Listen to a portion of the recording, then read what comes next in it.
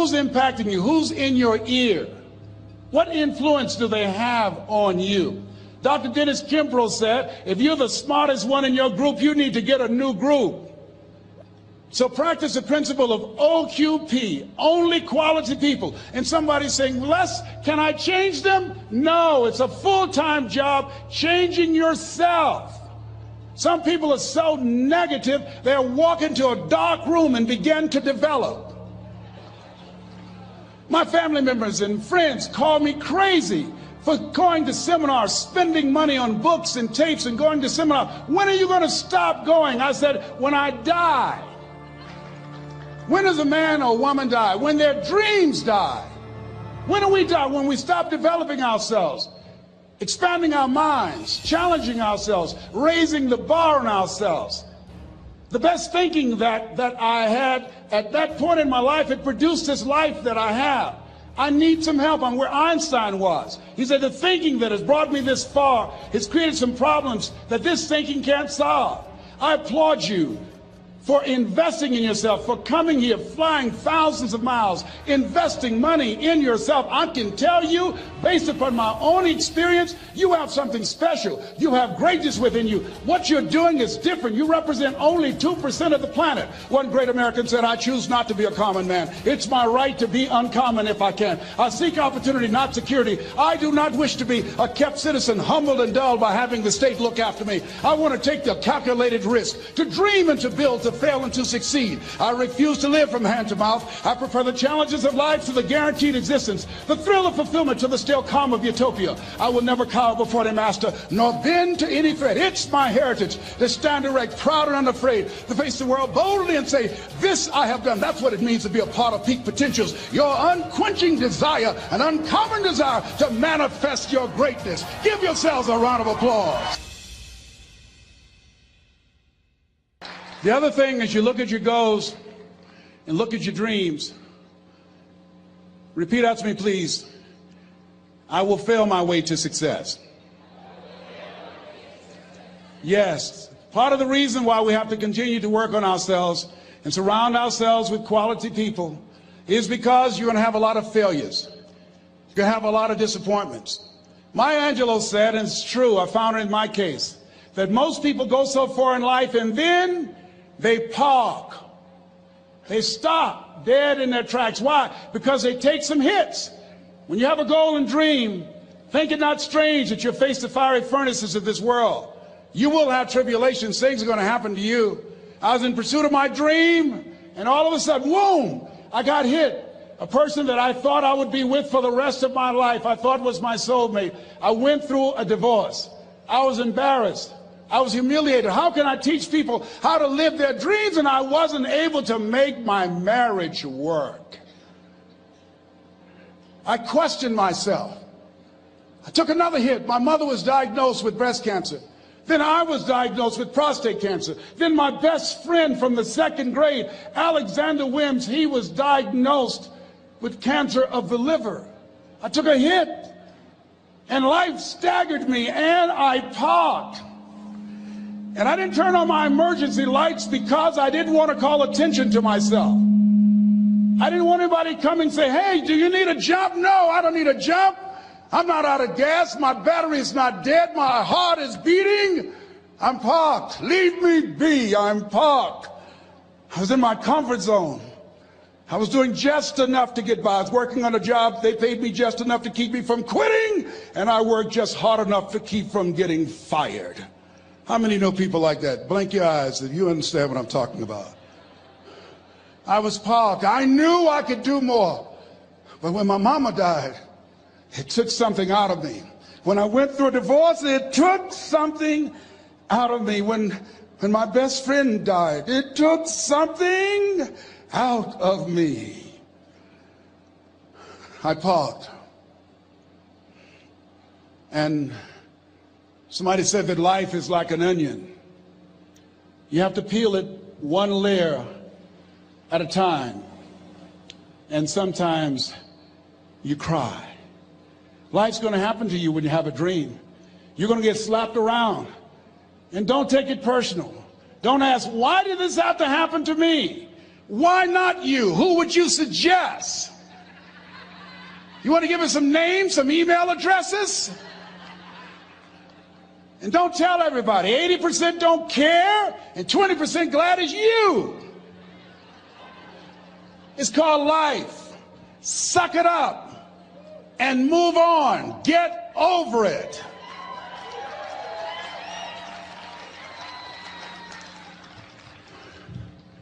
It happens to everybody. Here's the other thing: as you look at your goals and look at your dreams, when you're going through some stuff, repeat out to me, please. When things go wrong, don't go with them. Yes, write that down. When things go wrong, don't go with them. When you're working on a business deal, you're counting on some money. Someone said you will get the loan, and it falls through. You have an event, and the people that you thought would be there and support you, they don't come through. Or someone turns against you, or you get ripped off. It's going to happen to you. Happened to me. Someone stole all my products, my database, over 180,000 names and addresses. It's not personal. It's going to happen to everybody. It does. 8 out of 10 millionaires have been financially bankrupt. Walt Disney had he filed bankruptcy 7 times and had 2 nervous breakdowns. It's called life. But I got a saying: when life knocks you down, try and land on your back, because if you can look up, you can get up. You've got the power in you to do that. You've got something special. You've got comeback power. Here's the other thing. Let us say together: it's possible. It's necessary. It's me. Yes, write that down. It's me. Take ownership for your life. Nobody can live your dream for you but you. Nobody's going to take care of your business like you. Stop coming up with excuses. Don't give yourself permission to continue to live a small life. You can't fit a big dream into a small life. Give yourself permission to go for it, to test yourself, to challenge yourself, to live full. I like the saying: always strive to get on top in life, because it's the bottom that's overcrowded. The reason you're here is because there's something in you that says, I can do more. This just can't be it. There's something in you. There's a calling on your life. There's something in your heart that caused you to get dressed and spend the money to go to seminar after seminar and listen to message after message and speaker after speaker. Because there's something in you that tells you this is not it for you. You have not peaked here. There's more in you that you are expressing. Eye has not seen, ear has not heard, nor has entered the heart of mankind what's in store for you if you challenge yourself, if you persist and persevere, if you take ownership for your life. George Bernard Shaw said the people that make it in this life, they look around for the circumstances that they want, and if they can't find them, they create them. Create what you want. You have the power in you to do more than you can ever begin to imagine, to control your destiny, to make a difference in our children, to make a difference on the planet, to make an impact. Let us say together, it's me. And let us say together, it's hard. Say it like you know it. Say, it's hard. Ladies and gentlemen, it's hard. There are people who have seen their retirements taken away from them by the corporations that they work for. They were within 2 or 3 years of retiring, and they had it taken from them. The #1 entrepreneurs in this country now are senior citizens. The #1 employer, #2, McDonald's and Walmart. And there's nothing wrong with those jobs. I guarantee you those people did not have a plan to end up living their lives at the end of life with those types of jobs. And they didn't have a plan like you have, and while you're investing in yourself, not to. And it's hard. There are people making choices between purchasing prescription drugs or paying for gas or a mortgage note. It's hard when you're working on a job for 20 years, 30 years, give them some good years, and then they come in and tell you, we've downsized. In other words, you're fired. And then you have to start all over again. How many of you know it's hard? Raise your hands, please. It's hard. And it's not fair. One of the things I like about T. Harv is he talks about work and investing in yourself. It's not fair when people are going up against that kind of stuff to tell them just think positive and be enthusiastic and everything will work out all right. Ain't that kind of party. It's hard. Life will put some knots on your head. I bought my first home for my mother. I was rushing, didn't know what I was doing, and I bought a home that had a lien against it. And they called me, Mr. Brown, yes, there's a lien against your property. We need $55,000 if you're going to stay there. Wait a minute, sir. I just bought this home. The guy told me there were no liens against it. I'm not the one that owe you the money. You should have checked that out, Mr. Brown. Come on. I called my attorney. We followed up. Yes, Les, there's a lien against the property. But he told me there were no liens. He lied, obviously. Oh, my God. He told me he wanted to help me because he admired the fact that I was buying this home for my mother and that he was adopted, and he identified with me. Les, he suckered you. He played you, man. So what? Well, would they take payment arrangements? What about $5,000 a month? They want all the money, Les. They want all the money, or you're going to have to get out. The house is going up for sheriff's sale. Do you have it? No, I don't have them. Can they give me some time? Tell them to give me 3 months, please. Give me 3 months. My mother's in her 70s, man. She has a bad heart. Don't do this to me. This is my dream. Don't do this, man. Please, let me talk to them. Les, I'm talking to their attorney. They don't want to talk to you. I've got to talk to the attorneys. Do you have the money? No. Will they give me 3 months? No. What about 2 months? No, Les. They want the money in 7 days. Oh, my God. Let me call you back. I'm not sure. And I walked the floors thinking, God, how could this happen to me? I got to figure this out, huh? I got to figure this out. And it seemed like the days were just ticking off. Thursday, I had to call them and let them know. They called me, Les, do you have the money? No, I don't. Friday, you have to leave. The sheriff will be there. You're going to have to leave, Les. They're going to take my house. What about my down payment? You lost it, Les. You lost it. Okay. I got to go. Yes.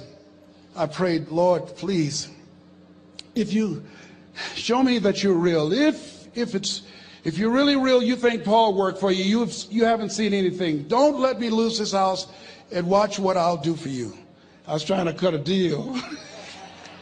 Have you ever tried to cut a deal? It's amazing how spiritual you get when you get in trouble. You know what I mean?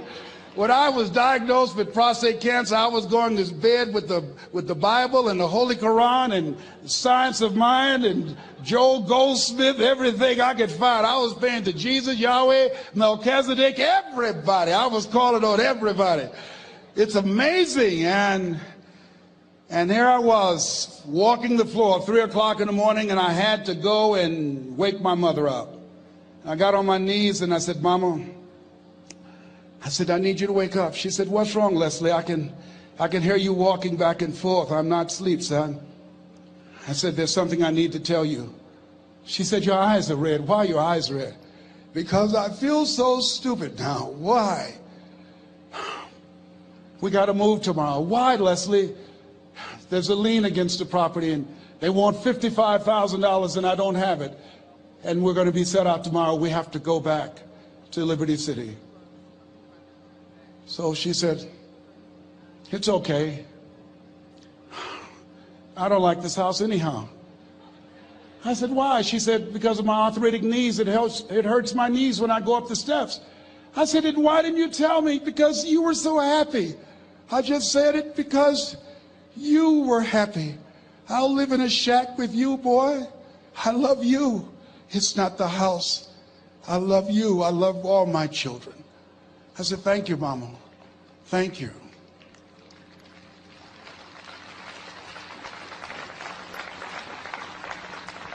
And the next day when we were in the truck going back to Liberty City, and we pulled down 68th Terrace, the neighbors came out and said, "Whoa, Mamie, Mamie, y'all coming back? Are you back?" "Yes." "What happened to the home your boy bought for you? Those boys you adopted?" Leslie didn't do a title search. He made a mistake. And boy, I was so humiliated. How many ever made a mistake that you were just humiliated? Raise your hands. I was devastated. I was taking the furniture off the truck, and my mother came, and I was crying. And she said, "Boy," I said, "Yes, ma'am." She said, "Hold your head up." I said, "Mama, I can't." She said, "Hold your head up." I said, "Why? Look what I've done." She said, "It's okay. It's okay. You are going to make a lot of mistakes in life, young man. You're going to fail your way to success. You have nothing to be ashamed of. Keep your head up and take that furniture back in the house." I said, "Yes, ma'am." And I learned something from that. If you ever go through something, hold your head up. If you ever make a mistake, hold your head up. If you ever do something and everything goes wrong, life catch you on the blind side, hold your head up. It's not over. Goethe said, "That which does not kill you will make you stronger." Hold your head up. Shake someone's hand on your right and left and say, "Hold your head up."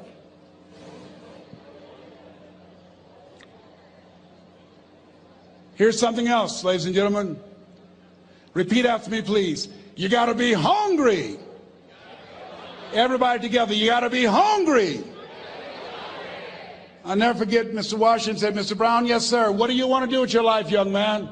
I said, "Sir, I want to be a disc jockey." He said, "Mr. Brown?" I said, "Yes, sir." He said, "You got to be hungry." I said, "What do you mean by that?" He said, "People that are hungry are willing to do the things today others won't do in order to have the things tomorrow others won't have.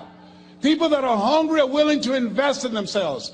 People that are hungry will go to seminars and workshops. People that are hungry are always searching, always seeking higher ground." So how do you want to make it? I said, "I want to be a disc jockey." He says, "Good.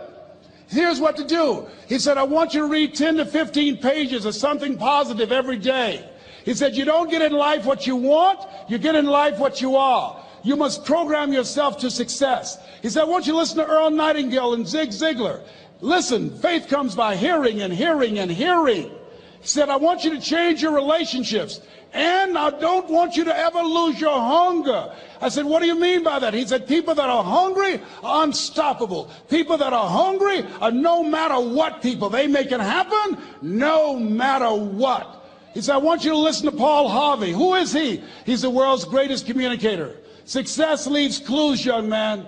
Always listen and follow people who are doing what it is you want to do at the level you want to do it, and learn from them. I told T. Hobb when we were standing by the stage, I said, "Hey, man, I want to work more with you. I want you to coach me. I want to learn from you." See, I found you're never too old to learn, and you're never too young to teach. Always have a thirst for learning. So I listened to Paul Harvey every day on the radio. While in school, I would go out and listen in his car. He gave me his keys. I was working to develop myself. And I continued to listen to motivational messages, and he would take me to see the late Dr. Norman Vincent Peale, who wrote the book, The Power of Positive Thinking. I toured with him before he passed. You have something special. You have greatness within you. Don't allow your circumstances to determine who you are. Don't allow your negative thoughts to hold you back. You have something special. You can do more than you can ever begin to imagine. Dr. Peale was an incredible man. I admired him. When he spoke, he gave me goosebumps. I can feel him in my heart. And I never forget, we were coming back to the school, and Mr. Washington said, "Mr. Brown," "Yes, sir." "When Dr. Peale spoke, you didn't move. When he spoke, you were hanging on every word. When he spoke, we didn't have to tell you to sit down and be quiet. Why?" I said, "Sir, I could feel him when he talked. I felt like he was talking to me, sir." He said, "He was." I said, "But he doesn't know me, but he was speaking to you." Did you feel him in your heart? I said, yes, sir. He said, most people feel him in their head. If you felt him in your heart, he said, listen to him, son. Follow him, learn from him. And I would go to seminars and workshops. Anywhere I would find where Dr. Peale was, I would be in the audience. I would drive 200 and 300 miles just to hear him speak. And my dream and vision was to share the stage with him. I thought about it. What is your goal? What is your vision? I want you to hold it in mind. There's some power in that, because when I became involved in speaking, I never forget, I got a call from Og Mandino, who wrote the book, The Greatest Salesman in the World. He said, Les, I'm stuck in Philadelphia. I need to be in Kankakee. Dr. Norman Vincent Peale is appearing. I can't make it. I heard you're in Chicago. I said, yes, I am. Can you go and open for me? I said, yes, man. Oh, my God. Dr. Peale, I said, yes, I'd love to do it. And I went there and I came. I said, hi, I'm Les Brown. He said, you're not the band of renown? I said, no, I'm Mrs. Mamie Brown's baby boy. I'm here to speak. He said, come backstage. And his wife, Martha, was there. And she said, Papa, Les Brown is here, the speaker. And he said, Les Brown, shoot for the moon. Because even if you miss your land among the stars. I said, sir, that's my quote. I wrote you when I was in the 11th grade. I was a part of a special education class project. That's my quote. He said, I know. I end all my speeches with that quote.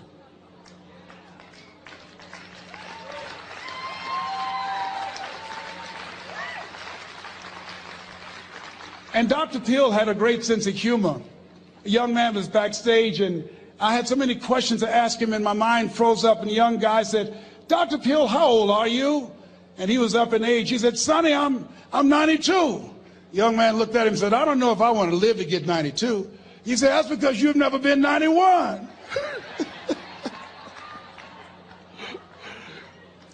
So I did the things that Mr. Washington suggested. I listened to motivational tapes on a regular basis. I would go to seminars and workshops whenever Zig Ziglar and Dr. Dennis Wigley and Jim Rohn would come to town. And I said, sir, what do you want me to do now? He said, Mr. Brown, I've given you everything that I can give you. He said, develop your mind, put your money where your mouth is, continue to learn how to be an effective communicator, because once you open your mouth, you tell the world who you are. And always surround yourself with OQP, only quality people.